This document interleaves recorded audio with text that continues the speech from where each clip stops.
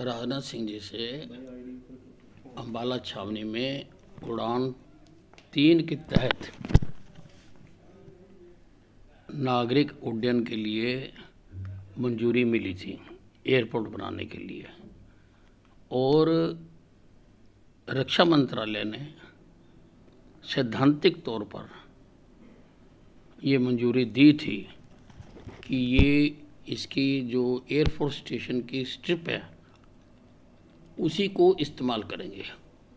अब अगर air force station की स्ट्रिप को इस्तेमाल करना है तो सिविल एविएशन के लिए जो एयरपोर्ट बनाना है वो एयरफोर्स स्टेशन के साथ लगती ज़मीन पर ही बनाया जा सकता है।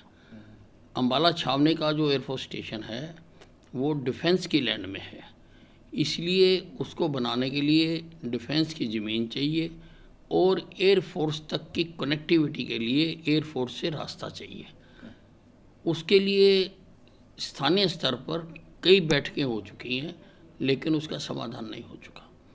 आज मैं राजनाथ सिंह जी से इसलिए मिला था कि उच्च अधिकारियों की एक टीम बनाकर, जिसमें आर्मी के भी लोग हों, एयरफोर्स के भी लोग हों, और वहाँ पर सिविल एविएशन और हरियाणा सरकार के अधिकारियों के साथ बैठकर मौके पर जाकर भूमि का चयन किया जाए और इस मामले को हल किया जाए, ताकि अम्बाला से उड़ानें शुरू हो चुके हैं। अम्बाला को एयरलाइन अलॉट हो चुकी हुई है और अम्बाला से लखनऊ और अम्बाला से श्रीनगर तक की फ़्लाइटें मंजूर हो चुकी हुई हैं। देखिए, सुप्रीम कोर्ट ने पीछे आदेश दिया था कि डीजीपी का कार्यकाल 2 साल का हो सकता है, और उसमें उन्होंने प्रक्रिया का भी चयन किया था कि जो सीनियर अधिकारी होंगे उनका एक पैनल भेजा जाएगा और यूपीएससी उसमें से 3 नामों का चयन करेगी और उन 3 नामों में से सरकार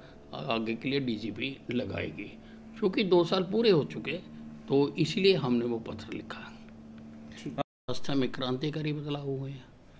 हरियाणा में अब लगभग सभी अस्पतालों में हमने सीटी स्कैन, एमआरआई लगाए हैं। हमारे अस्पतालों में हार्ट सेंटर खुले हैं। हमारे अस्पतालों में डायलिसिस सारे ज़िलों में हो रही है, और हम बाकी सारे जो अस्पताल हैं हमारे हरियाणा के, हमने ई उपचार की उसमें व्यवस्था की है। सारे 55 अस्पताल आपस में कनेक्ट हो चुके हुए हैं। एक अस्पताल में अगर कोई मरीज़ अपना इलाज कराना आता है तो उसका रिकॉर्ड अगर वो कल को दूसरे अस्पताल में जाकर देखना चाहे तो डॉक्टर देख सकते हैं। और आने वाले दिनों में हम सभी अस्पतालों को इससे कनेक्ट करना चाह रहे हैं। हम सारे ज़िलों में आईसीयू खोलना चाह रहे हैं। तो बहुत सुधार किए हैं और हर चीज़ में हमारे तरक्की हुई है। ओपीडी में हमारे तरक्की हुई है, आईपीडी में हमारी तरक्की हुई है। हर चीज़ में हमारे हरियाणा में सुधार हुआ है। कैसे देखते हैं? देखिए, पहले भूपेंद्र सिंह हुड्डा कांग्रेस पार्टी से तो विश्वास मत प्राप्त कर ले। आपस में तो मिलकर से बैठ नहीं सकते। जब बैठते हैं एक नेता का मुंह पूर्व को होता है, दूसरे का पश्चिम को होता है। अब कोई इनकी तस्वीर देख लो जो अखबारों में छपती है या टीवी में आती है, इनका आपस में तो भरोसा है नहीं है।